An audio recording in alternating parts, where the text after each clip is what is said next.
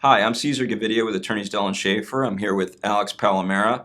And Alex, we've get a lot of phone calls regarding Sun Life. Most of those involve a denial of disability benefits. I know recently you handled an LTD denial. Why don't you tell us a little bit about that? I did. As you said, we get a lot of calls from people that have been denied disability benefits from Sun Life, and this claim was no different.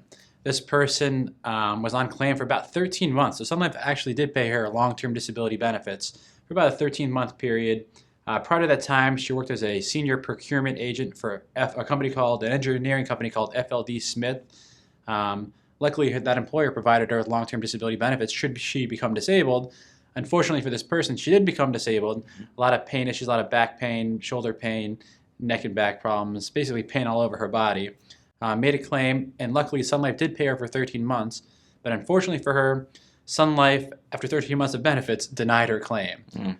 Do you find that many of those claims where they're calling about chronic pain conditions or issues like the one you described with your client, that those are harder claims to deal with, usually that the insurance company may scrutinize those a little harder for some reason? Certainly. For some reason, insurance companies love to look at and deny claims for pain.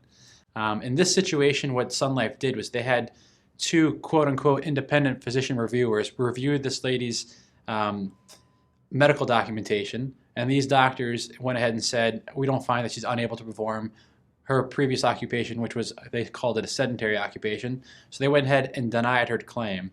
Immediately upon getting denied, she contacted our office. I spoke with her. We started working on her claim immediately. First thing I did was order a copy of the administrative record, the claim file from Sun Life.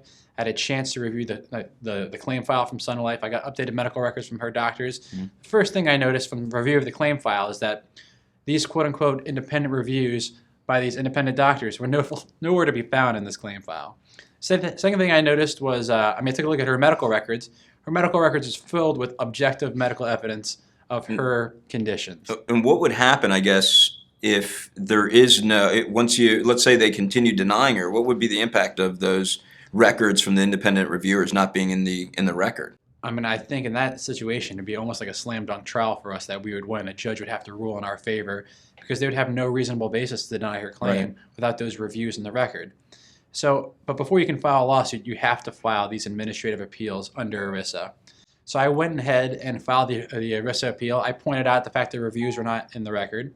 I pointed out the objective evidence, the MRIs, the x-rays that were in the record. And I pointed out there was so much support from her treating physicians showing that she can't do not only her own occupation, but any occupation. And within only a few weeks of filing the appeal, Sun Life got back to us and they overturned their decision, and now she's back on claim.